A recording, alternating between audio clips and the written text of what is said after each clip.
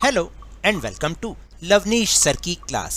आज की ये राज्य शैक्षिक अनुसंधान एवं प्रशिक्षण परिषद की पठन अभियान के तहत गतिविधि पत्रक नंबर 4 जो कि कक्षा 6ठी से 8वीं के विद्यार्थियों के लिए है। यह ली गई है हिंदी विषय से और इसे आपने अपनी हिंदी की नोटबुक में करना है। देखिए, आज इस कहानी जो हमने कहानी सोमवार को समझी थी ना, प्यासा कौवा, आज हम इस कहानी का भाग 2 पढ़ेंगे। आपने ध्यान दिया, मैंने बोला पढ़ेंगे। पढ़ेंगे और समझेंगे, क्योंकि इन गतिविधि पत्रकों का उद्देश्य ही आपकी पठन कौशल को उनका विकास करना है। क्योंकि कई बच्चे ऐसे हैं जो कि सही ढंग से नहीं पढ़ पाते, तो कोई बात नहीं, मेरे साथ आप धीरे धीरे पढ़ने का प्रयास करना, क्योंकि जब हम पढ़ेंगे ना तो हमें समझ भी आना शुरू हो जाएगा। तो चलिए बिना समय गवाए शुरुआत करते हैं कहानी की। प्यासा कौवा भाग 2। तो अभी तक की कहानी आपको याद है ना कि एक बार की बात है, जब एक प्यासा कौवा था, उसे बहुत प्यास लग रही थी। उसने इधर उधर नजर दौड़ाई तो उसे एक घड़ा दिखाई दिया जिसमें पानी बहुत कम था। फिर उसने सोचा पानी कैसे पीऊं, तो उसको बहुत सारे कंकड़ दिखाई दिए और उसे एक बुद्धिमानी सूझी।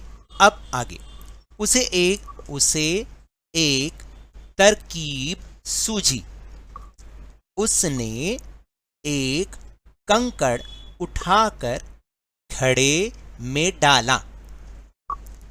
इसी तरह उसने कुछ और कंकड़ घड़े में डाले। तो जब घड़े में वो कंकड़ डाल रहा था तो उसको क्या नजर आ रहा था कि जैसे जैसे वो पानी में कंकड़ को डाल रहा था, पानी का जो स्तर है वो थोड़ा सा और ऊपर आ रहा था। तो इसने जब और बहुत सारे कंकड़ उसमें डाले तो पानी और ऊपर आ गया। तो इससे क्या हुआ, घड़े का पानी ऊपर आ गया।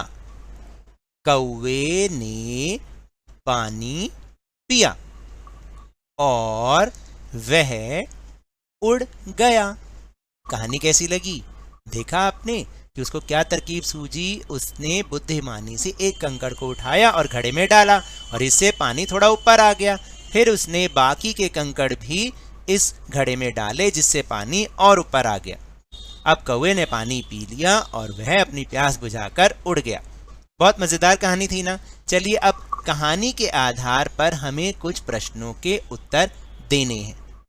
देखते हैं एक बार। पहला प्रश्न है कि आप कौवे की किस बात से सबसे अधिक प्रभावित हुए और क्यों? आपको क्या बात उसकी अच्छी लगी? तो देखिए, हम कौवे की बुद्धिमानी से बार बार प्रयास करने की बात से सबसे अधिक प्रभावित हुए, क्योंकि उसने बुद्धिमानी से सोचा और बार बार प्रयास किया, एक एक कंकड़ को उठाया और घड़े में डाला। तो इस बात से हम सबसे अधिक प्रभावित हुए क्योंकि उसने बहुत ही बुद्धिमानी से प्रयास यानी कोशिश करके एक एक कंकड़ को घड़े में डाला और पानी पी लिया। फिर उसके बाद दूसरा प्रश्न है कि क्या कौवा पानी पी पाया? बताइए, क्या कौवा पानी पी पाया? तो हमने लिखना है हाँ, कौवा पानी पी पाया। फिर इसके बाद तीसरा प्रश्न बहुत ही मजेदार है। क्या कौवा कोई और भी तरकीब लगा सकता था? 2 या 3 वाक्यों में बताएं।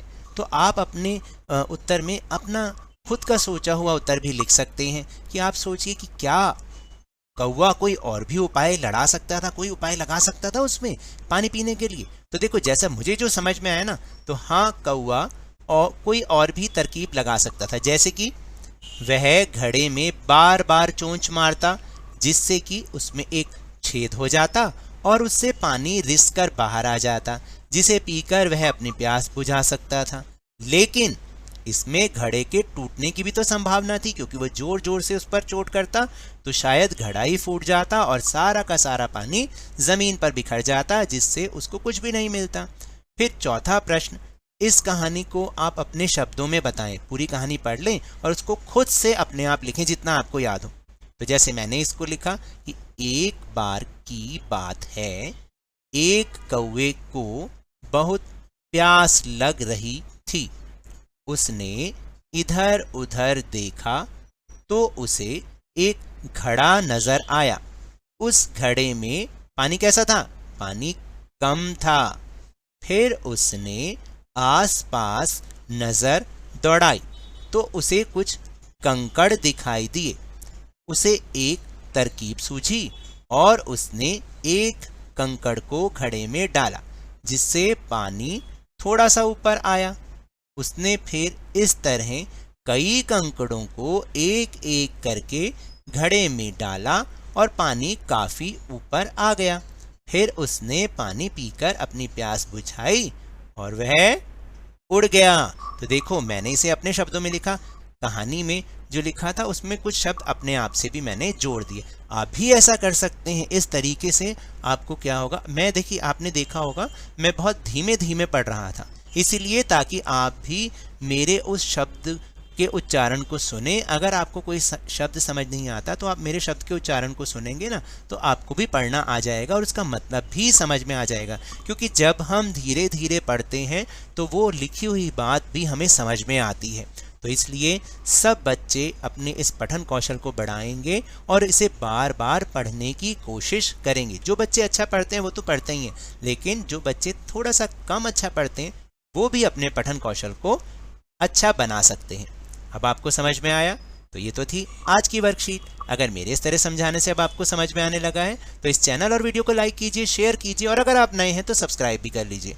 और टेलीग्राम ऐप पर हमारा चैनल लवनीश सर की क्लास, उसको ज्वाइन करना ना भूलिएगा, जिसको ज्वाइन करने का लिंक आपको इसी वीडियो के डिस्क्रिप्शन बॉक्स में मिल जाएगा। उसको ज्वाइन करने का फ़ायदा ये है कि आपको सारी वीडियोज़ के लिंक एक जगह पर आराम से मिल जाएंगी। लेकिन ये भी याद रखना है, घर से बाहर निकलते समय मास्क अवश्य लगाएं और जब भी आपकी बारी आए कोरोना का टीकाकरण अवश्य कराएं, क्योंकि कोरोना को तो हराना है और जिंदगी को एक बार फिर से सुहाना बनाना है। इसी उम्मीद के साथ बहुत बहुत धन्यवाद।